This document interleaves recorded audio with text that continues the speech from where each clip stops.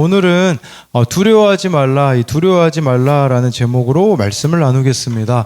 오늘 말씀에만 봐도요, 두려워하지 말라라는 단어가 3번이나 나옵니다. 그래서 26절, 28절, 31절에 그렇게 나와 있는데, 성경에도 두려워하지 말라가 365번인가 나왔다라는 그런 것도 있다고 하지 않습니까? 왜 그러냐면 우리는 날마다 두려운 것들이 너무나 많기 때문입니다. 여러 가지 미래에 대해서도 두렵고요. 우리를 두렵게 만드는 사건들도 있고요. 사람들도 있습니다. 왜 두려울까요? 어제 제 둘째 아들 한결이가 유치원에서 그 밤을 따러 갔어요. 그래서 신정호수인가요? 어디로 따러 간다고 하길래 밤을 어디서 따지 싶었거든요. 근데 알고 보니까 밤을 따는 게요, 선생님들이 그 밤을 이렇게 뿌려놓으면 죽는 거더라고요, 이게. 그래서 어제 한결이가 밤을 많이 주워 왔어요. 네. 그런데 어제 저와 아내는 신방 가느라 이제 할아버지 할머니가 이제 예찬이 한결이를 돌봐주었는데, 할아버지가요, 한결이한테 밤 좀 달라고 하니까요, 한두 개 줬다고 하나요? 네. 그러고서는 더 달라고 하니까 안 된다고 했다고 합니다. 사실 할아버지에게 받은 게 얼마나 많은지 모릅니다. 그런데 밤을 주는 것을 한결이가 두려워했습니다. 왜 두려워했겠습니까? 욕심 때문이에요. 여러분, 우리가 두려운 것도요, 다른 게 아니라 욕심 때문이라는 겁니다. 오늘 말씀을 통해서 어떻게 하면 우리가 두려워하지 않을 수 있을지 함께 나누겠습니다. 그래도 양심이 있네요. 네, 우리 한결이가. 네, 부끄러워하는 거 보니까 양심은 살아 있습니다. 네, 첫 번째로요, 자기애를 버리면 두려워하지 않을 수 있습니다. 우리 24절, 25절을 같이 읽겠습니다. 제자가 그 선생보다 또는 종이 그 상전보다 높지 못하나니 제자가 그 선생 같고 종이 그 상전 같으면 족하도다. 집주인을 바알세불이라 하였거늘 하물며 그 집 사람들이랴. 24절에 보니까요, 제자는 선생보다 높지 못하잖아요. 선생은 예수님이에요. 우린 제자들이잖아요. 당연히 예수님이 높죠. 종이 상전보다도 높지 못하다라고 이렇게 말씀해 주고 있어요. 예수님이 주인이자 상전이고 우리가 종이잖아요.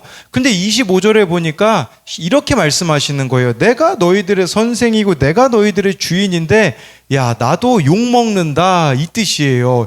예수님 보고 사람들을 뭐라고 이야기했냐면 바알세불이라고 했습니다. 여러분, 예수님이 메시아잖아요. 근데 사람들은요, 예수님을 바알세불이라고 불렀대요. 바알세불이 무슨 뜻이냐? 마귀 왕, 사탄 왕이라고 부른 거예요, 예수님을요. 그러니까 이 말씀의 의미는 뭐냐면, 나도 사탄 왕이라고 사람들이 부르고 무시하는데 너희들은 그거 조금 무시당하는 거 그게 그렇게 어렵니? 이렇게 예수님이 물으시는 거예요. 여러분, 우리는 조금만 무시당해도, 조금만 욕먹어도 못 견디잖아요. 예수님이 우리들에게 이렇게 물으시는 거예요. 나도 이런 사탄 왕이라는 대접을 받았는데 너는 왜 좋은 대접만 바라기를 원하니? 라고 예수님이 물으시는 거죠. 우리는 너무나도 많이 대접받기를 원합니다. 특별한 대접을 받기 원해요. 그런데 예수님은 무시를 당하셨다라는 거죠. 선생이시고 주인이신 예수님이 무시를 당했는데 왜 우리는 그렇게 대접받고 싶어 하냐는 거죠. 오늘 새벽에도 말씀드렸지만, 김양재 목사님은 어려서는 양재라고 이름을 지은 게요, 원래 아들이 태어날 줄 알고 양재라고 지었다가 얼마나 가족들이 실망했는지 모른다고 합니다. 넷째 딸로 태어나서 대접받지 못했죠. 시집 가서도 살림을 못한다고 대접을 못 받았고요. 가사 도우미까지 무시를 당했다고 합니다. 목사가 된 뒤에는요, 여자 목사라는 이유로 대접받지 못하는 일들이 일상 타반서였다고 해요. 그렇게 시기별로 종류별로 대접을 못 받게 하셔서 하나님만 사모하게 한 게 감사 제목이라고 하잖아요. 여러분, 우리가 무시당하는 것은요, 반대로 말하자면 하나님께만 인정받을 수 있는 기회가 주어졌다라는 것으로 보셔야 된다라는 거죠. 제가 목사로서 저는 무슨 말을 듣고 싶어 할까요? 설교에 은혜 받았습니다, 이런 말 듣기를 좋아하죠. 대접받기를 좋아해요. 그러나 여러분, 제가 만약에 여러분들에게요, 좋은 말만 듣기를 원하고 좋은 대접받기만 원한다는 거기에 목숨을 걸면 어떻게 될까요? 사망에 이르르죠. 좋아요. 말은 잘하네요. 채연이가 아주 잘 듣고 있어요. 좋은 말만 듣기를 원하고 좋은 대접만 받기를 원하면요, 저는 먹사가 될 겁니다. 여러분들에게 잘 보이려고만 하고요, 말씀도 있잖아요. 아마 그렇게 전할 거예요. 여러분들에게 불편하지 않는 말씀만 골라가지고 있잖아요.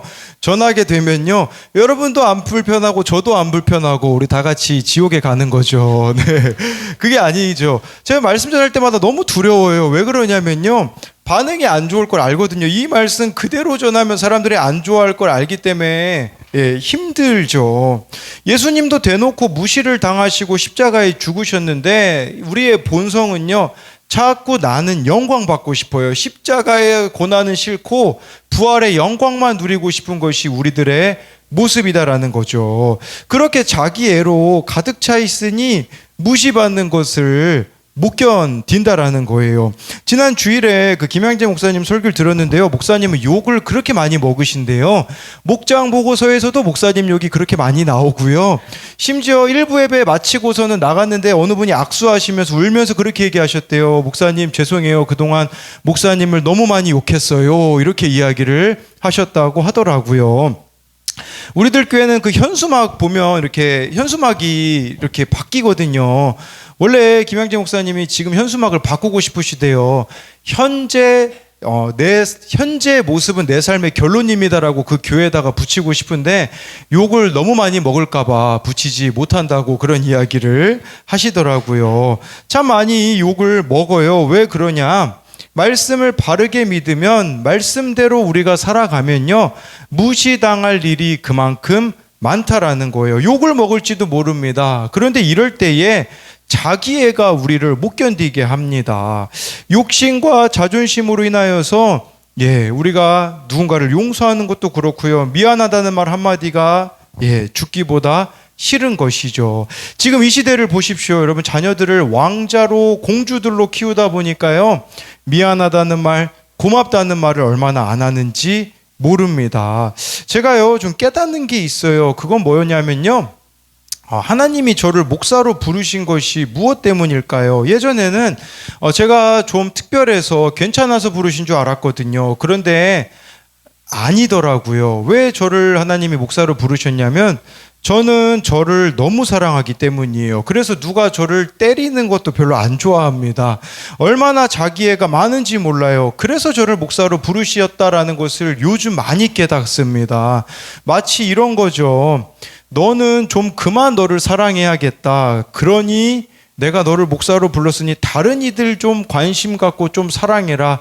그래서 부르셨다라는 것이 요즘 깨닫게 되어집니다.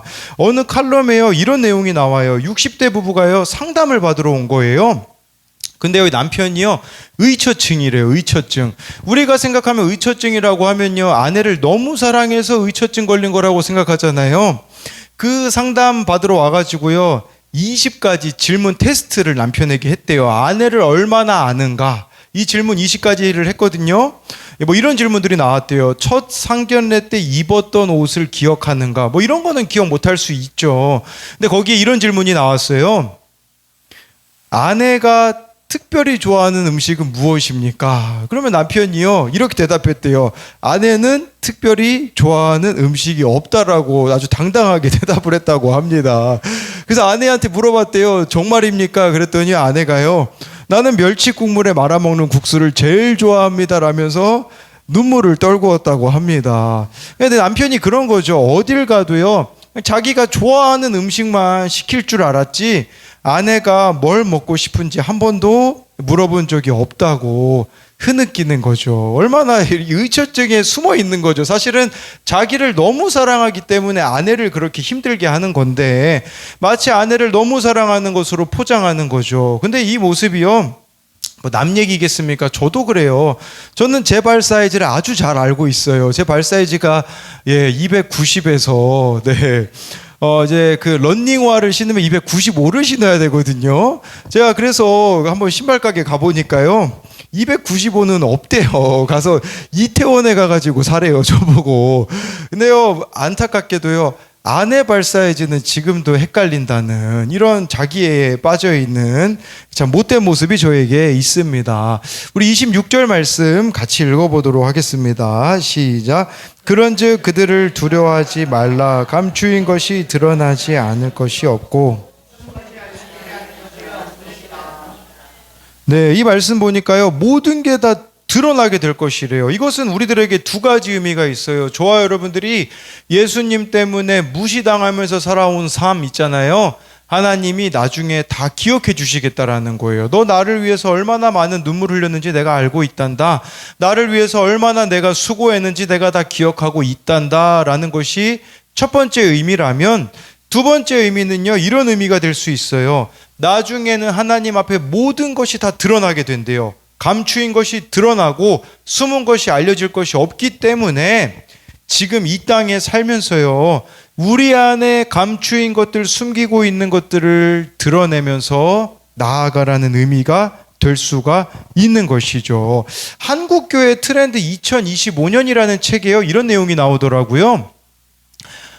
많은 분들이 교회를 다니는데요, 정신과 치료를 받고 있지만 교회 구역 식구들이나 목사님에게 알리고 싶지 않아요 라고 이렇게 많은 교인들이 그렇게 이야기했다고 해요. 하루하루 불안에 시달리며 살아갑니다 라고 하면서요, 이 기독교인들을 조사해 봤거든요.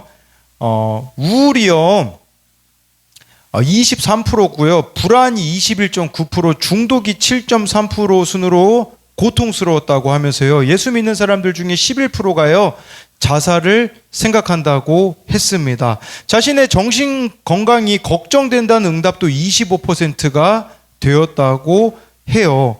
근데 문제는 무엇이냐면요, 이런 질문이 있었어요. 귀하의 교회 목회자는 귀하가 정신질환을 앓고 있는 것을 아십니까? 라고 했을 때 안다는 47.1%였지만 모른다가 52.9%였다고 합니다. 왜 그러냐면 알리지 못하는 거죠.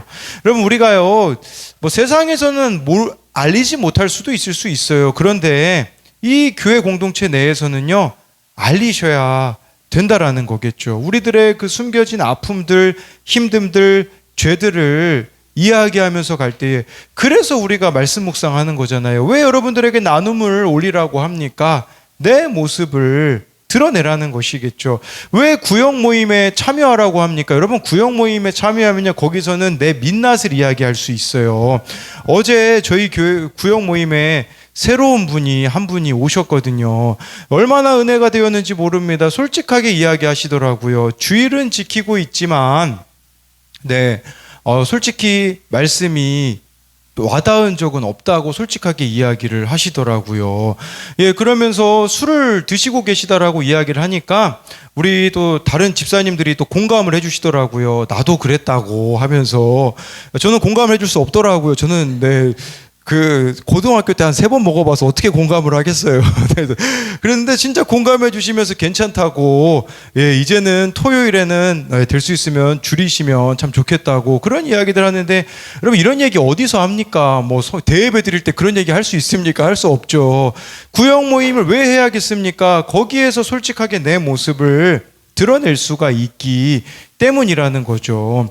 제가요 이번 주에 우리 어느 권사님을 만났는데, 우리 권사님이요, 권사님들이 저를 되게 좋게 보신대요. 막 어린 시절부터 제가 되게 착한 사람이라고 생각을 하시나 봐요. 몰라서 하는 소리예요, 여러분. 제가 필리핀에서 얼마나 더러웠는데요, 필리핀에서. 막 혈기 난다고, 혈기 부리고, 막 그 마음에 분노가 가득해가지고요, 막 다른 집에 라카치라고 다니고, 폭죽 던지고 다니고, 말할 수 없는 끔찍함이 제 안에 있어서요. 감사한 건 뭐냐면, 여러분들이 저의 고등학교 시절을 못 본 것에 감사합니다. 그것을 봤다면 저는 여기 없을 수도 있었을 거예요. 마찬가지. 우리 모두가 다 그래요. 죄인 아닌 인간이 어디 있습니까? 근데 그걸 뭐하러 가리세요? 뭐하러 숨기세요? 나만 힘들어요, 여러분. 그런 것들을 솔직히 이야기하면서 가는 거예요. 지난주 토요일에 어느 청년이 그런 이야기를 해줬어요. 이 청년은 토요일에 아르바이트를 가야 되는데 어머니가 갑자기 약을 타러 가야 된다고. 그러면 이 친구는 아르바이트를 늦게 가게 되어지거든요. 그래서 어쩔 수 없이 아르바이트 하는 곳에 1시간만 늦겠다라고 이야기를 했대요. 근데 약 타러 갔는데 의사도 안 계시죠. 약도 받을 수 없죠. 아르바이트만 1시간 늦게 가게 되어지죠. 그랬을 때 왜 늦었는지를 분명히 이야기하고 싶지만 이야기할 수가 없는 거죠. 왜냐하면 어머니가 이런 병이 있기 때문입니다라고 말할 수가 없어서 너무 억울했다고 하더라고요. 그래서 제가 그 청년에게 그렇게 이야기했어요. 그래도 너 우리 교회에서 이야기할 수 있어서 좋지 않니? 그랬더니 살겠다고 하더라고요. 그동안 이 청년은요, 거의 20년 넘게 혼자서 알아왔거든요. 혼자서 어머니의 그 정신병을 숨겨왔거든요. 근데 우리 교회 공동체에서 이야기하게 되어지니까 살겠다고 하더라고요. 26절이 그거예요. 그만 좀 숨겨라. 여러분, 숨겨서 해결이 됩니까? 해결이 되면 숨기라고 하고 싶어요. 아니에요. 숨긴다고 해서 문제가 해결되어지지 않고 같이 우리가 삶을 나누고, 여러분 막 그렇다고 막 나눴다고 해서 아니 어떻게 저런 죄를 지었대, 그렇게 구역 모임에서 이야기할 게 아니라 같이 아파하는 거예요. 같이 기도하는 거예요. 그래서 그 사람을 살리는 길로 나아가야 된다라는 것이죠. 그래서 이것에 대한 적용은요, 내 안에 숨겨져 있는 자기애는 무엇입니까? 그렇기에 부리고 있는 욕심은 무엇이며 자존심이 상해서 용서를 못하고 있지는 않습니까? 내가 무덤까지 가지고 갈 비밀이라며 감추고 있는 것이 무엇입니까? 감추고 있기에 우울해하고 있지는 않습니까?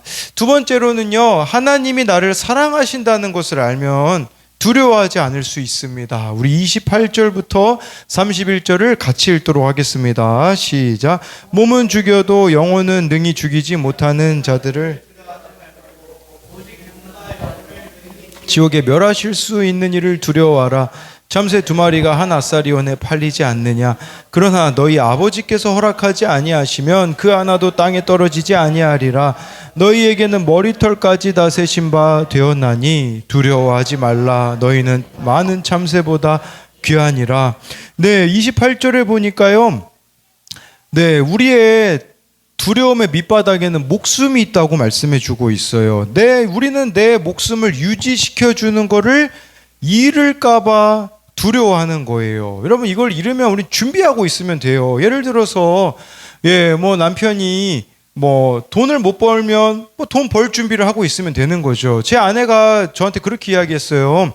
이렇게 차 타고 가다가요, 어느 청소년 아이들이 이렇게 남자 여자한테 손잡고 가고 있더라고요. 그래서 제 아내가 저한테 묻더라고요. 만약에 강혜찬이 여자친구랑 저렇게 손잡고 가면 어떻게 하겠냐고. 그래서 아직은 모른다고 했지만 지금부터 준비해야죠. 네, 다리 몽둥이를 뿜뜨러뜨릴 준비가 아니라 어떻게 이 아이를 잘 대처해 가야 되나 준비하면 되는 거겠죠.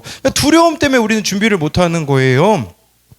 예, 그래서 돈과 명예, 남편과 건강, 다른 것들이 내 목숨을 지켜주는 줄 알고 그것을 잃을까봐 두려워한다라는 거예요. 하지만 그것이 여러분 내 목숨을 어쩌지 못한다라는 거예요. 28절에 보니까 우리가 진짜 두려워해야 되는 것이 무엇인지 나와 있어요.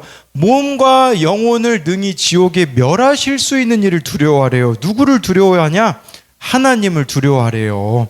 예, 하나님이 우리를 너무 사랑하시거든요. 여러분, 얼마나 사랑하시는지가 29절부터 31절까지 나오거든요.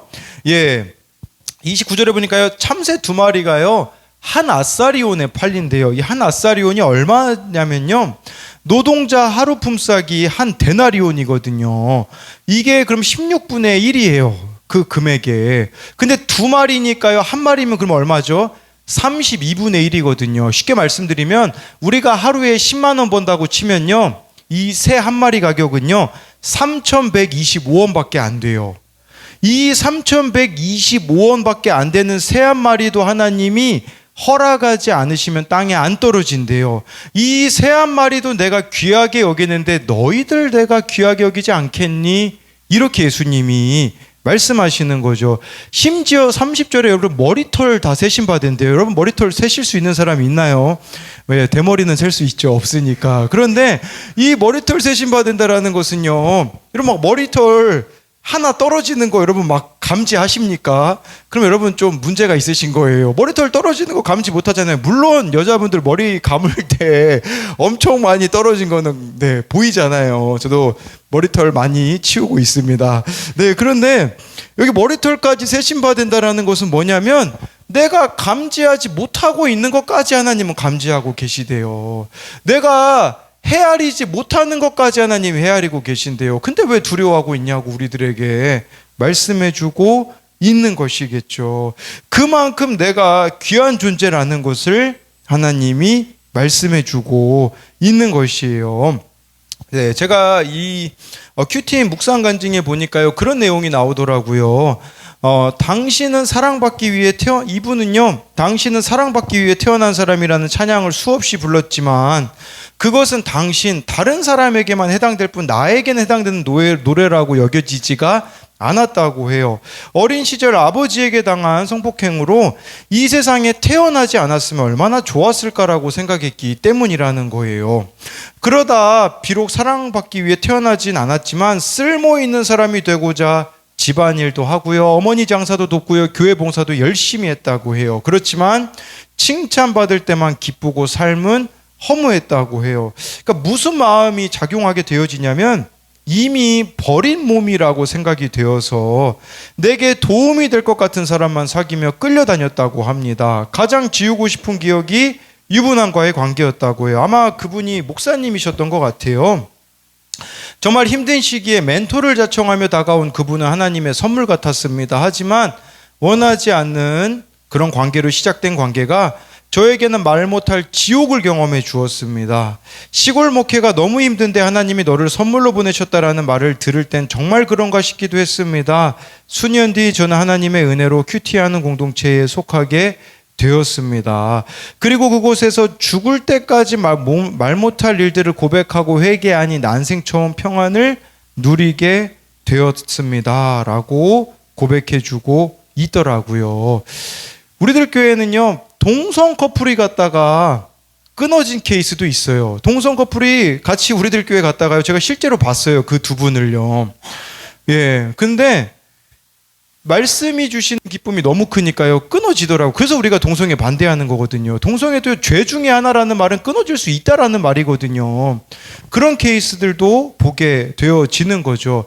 여러분, 말씀을 통해서 내가 얼마나 소중한지를 아는 사람들은요, 가능하다라는 거겠죠. 무엇이 가능하냐? 하나님 앞에서 내가 얼마나 소중한지를 깨닫게 되어지면요, 우리들의 삶의 32절과 33절이 펼쳐지게 된다라는 거죠. 우리 같이 읽어보겠습니다. 시작. 누구든지 사람 앞에서 나를 시인하며 나도 하늘에 계신 내 아버지 앞에서, 누구든지 사람 앞에서 나를 부인하면 나도 하늘에 계신 내 아버지 앞에서 그를 부인하리라. 예, 사람들 앞에서 주님을 시인하는 것, 그게 뭐겠습니까? 예수님을 시인한다라는 것은요, 쉽게 말씀드리면요, 자기를 부인하는 것이에요. 내가 옳다는 생각을 버리고 상대방을 인정하는 겁니다. 내 혈기와 자존심을 내려놓고 미안하다는 말 하는 거, 그게 나를 부인하는 것이고 사람들 앞에서 주님을 시인하는 거겠죠. 어느 똑똑한 세대기요, 결혼 1년 만에 김양재 목사님에게 상담하러 왔대요. 이혼하겠다고. 그래서 김양재 목사님이요, 남편과 시어머니 앞에서 한번 용서를 빌어보라고 했더니 질색하면서 왜 자기에게 빌라고 그러느냐고 목사님을 이상한 취급했대요. 사과 한번 하기가 그렇게 어렵다라는 거죠. 잘못했다, 미안하다 이 한마디를 못해서 많은 사람들이 이혼하고 가정이 깨진다라는 거예요. 근데 내가 얼마나 주님 앞에서 소중한지 알잖아요. 그 사람은요, 자기를 부인하는 삶을 살아가게 되어진다라는 거겠죠. 어제 제가 양육교사 갔다 왔잖아요. 그런 나눔을 들었거든요. 쌍둥이를 낳으셨대요, 이 집사님이. 원래 예수님 아예 안 믿으시던 분이거든요. 쌍둥이를 낳았는데 그때부터 남편이 외도가 시작이 된 거죠. 얼마나 끔찍합니까? 네, 그랬을 때 그러다가 이제 남편이 집을요, 한 달에 2번 정도밖에 안 들어왔다고 해요. 이 남편의 마음을 돌이키고자 남편이 요구해서 부부관계를 했는데 셋째가 임신이 된 거예요. 그래도 남편이 돌아오지 않고 있다고 하더라고요. 근데 이분에게는요, 이게 들렸대요. 말씀에서 뭐가 들렸냐면 이혼하지 말아야 된다라는 것이 들려가지고요. 여러분, 혼자서 그 3명 어떻게 키웁니까? 근데 그 3명을 키워내고 있어요. 키워내고 있으면서요, 그 양육해 주시는 권사님이 그렇게 이야기하시더라고요. 남편 그 바람 끊게 해달라고 문제 해결 바라지 말라고 하시면서 진짜 남편이 그냥 구원받기만을 바라라고 하시더라고요. 남편이 그러면요, 이거 저는 모르겠는데요, 눈빛이 달라진대요. 문제 해결만 바라는 눈빛하고요, 진짜 내 남편이 구원받기를 원하는 눈빛과 말이 달라진다고 하더라고요. 그러면서요, 그런 이야기도 하시더라고요. 권사님이 그 집사님에게 뭐라고 이야기했냐면, 과거에 남편에게 뭐라고 카톡 보냈는지를 말로 해보래요. 그랬더니 막 그 집사님이 욕을 막 하시더라고요. 너 같은 것은 뭐 사람도 아니다. 예, 그랬을 때 말씀이 들리고 나서 작년 12월 달부터요, 남편한테 문자를 안 보낸대요. 그 욕하고 싶은 마음이 들어도요, 참는다고 하더라고요. 그러면서 그 권사님이 이렇게 처방을 내리시더라고요. 그러면요, 집사님, 이제 남편이 집에 한 달에 3번 오게 해보세요. 4번 오게 해보세요. 그렇게 이야기를 하시더라고요. 4번 오게 하려면 여러분 자존심 상해야 되지 않겠습니까? 남편이 뭐 좋아하냐고, 잘하는 음식 뭐냐고, 그거 남편 오면 대접해 주라고 하는데 그게 자기 부인하는 거 아니겠습니까? 그런데 그게 너무나 힘들다라는 거죠. 왜냐하면 내 자존심과 직결되는 일이기 때문이라는 거죠. 그럼 우리는요, 얼마나 자존심을 세우는지 몰라요. 저도 오늘 아침에 부끄러운 고백을 하나 할까요? 자존심을 세웠습니다. 그건 뭐냐면, 어제 아내가 같이 장을 보는데 뭐 먹고 싶네요. 닭볶음탕 먹고 싶다고 했죠. 그래서 아내가 그렇게 얘기했어요. 내일 아침에, 원래는 장모님이 하루 자기로 했거든요, 저희 집에서. 근데 그게 취소가 됐어요, 밤에.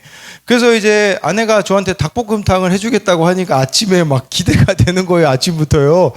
근데 아내가 이제 또 임신을 했으니까 좀 늦게 일어나잖아요.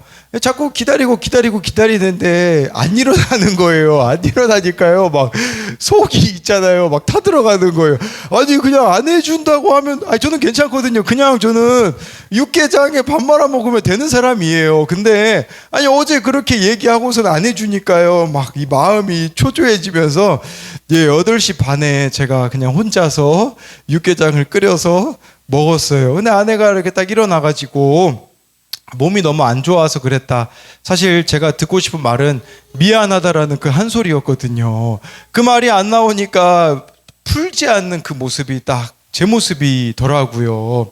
여러분, 우리가 사람 앞에 예수님을 시인한다라는 것은요, 어려운 일이에요. 왜 어려운 일이냐면 나를 부인하고 나를 십자가에 못 박아야 되거든요. 더 구체적으로 말씀드리면 나의 자존심이 상하는 일이기 때문이라는 거죠. 근데 이것을 우리가 어떻게 할 수 있겠습니까? 할 수 있는 비결은요, 한 가지예요. 뭐냐면 하나님이 나를 얼마나 사랑하는지를 알면 할 수 있더라고요.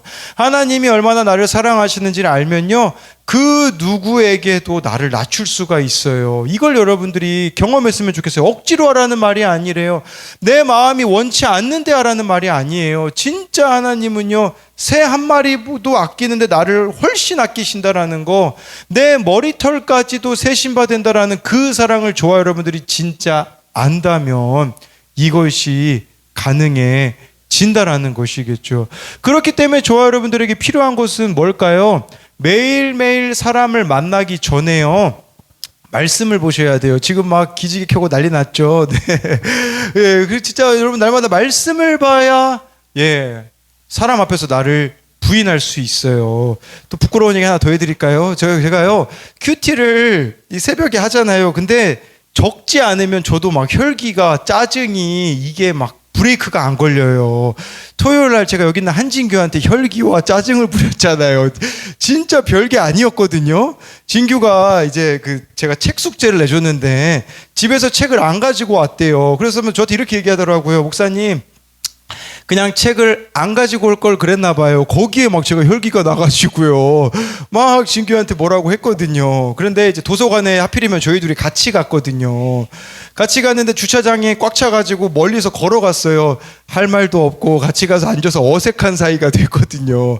근데 그날 제가 이제 큐티를 했거든요. 거기 도서관에 앉자마자 큐티를 해서 진규한테 미안하다고 하려고 했는데 진규가 선수를 쳤어요. 목사님, 제가 미안해요. 제가 말 실수를 참 많이 하는 것 같아요. 라고 말했거든요. 근데 제가 왜 그렇게 혈기가 났을까요? 왜 그렇게 짜증이 많이 났을까요? 그것은요, 아침에 말씀을 통해서 저를 돌아보지 않았기 때문이에요. 더 구체적으로 말하자면 영적인 눈이 감겨 있기 때문이에요. 한근영 사모님이요, 나는 기도하기로 했다라는 책을 쓰셨거든요. 그 책에 이런 내용이 나와 있어요. 어떤 이유에서든지 기도가 멈춰지는 순간 우리는 영에 대한 감각이 둔해지면서 나를 당장에 위로해 줄 세상 것들을 찾게 된다. 그 결과 그것이 끝내 덫이 되어 우리를 삼켜버린다. 고난이 우리를 망하게 하는 것이 아니라 염려로 인해 우리가 찾은 다른 것들이 우리를 망하게 하는 것이다 라고 말해주더라고요. 여러분, 우리가요 주님과의 관계가 친밀하지 않잖아요. 대체품들을 찾는다라는 거예요. 그 대체, 여기서 아멘 하면 안 돼요. 네, 거기서 그 대체품들이 뭐냐면, 네, 염려로 인하여서 우리가 찾은 것들은 결국은 우리들의 발목, 자기를 강화해 주는 것들을 찾는 거죠. 그런 것은요, 나중에는 결국은 우리들의 발목을 잡을 수밖에 없다라는 것을 기억해야 된다라는 것을 말씀을 드리는 겁니다. 예, 그래서 이것에 대한 적용 질문도요. 나를 향한 하나님의 사랑을 무시한 채 될 대로 되라고 체념하며 다른 것들을 찾고 있지 않습니까? 나는 잘못이 없다고 생각하며 상대방이 먼저 용서 빌기를 기다리고 있습니까?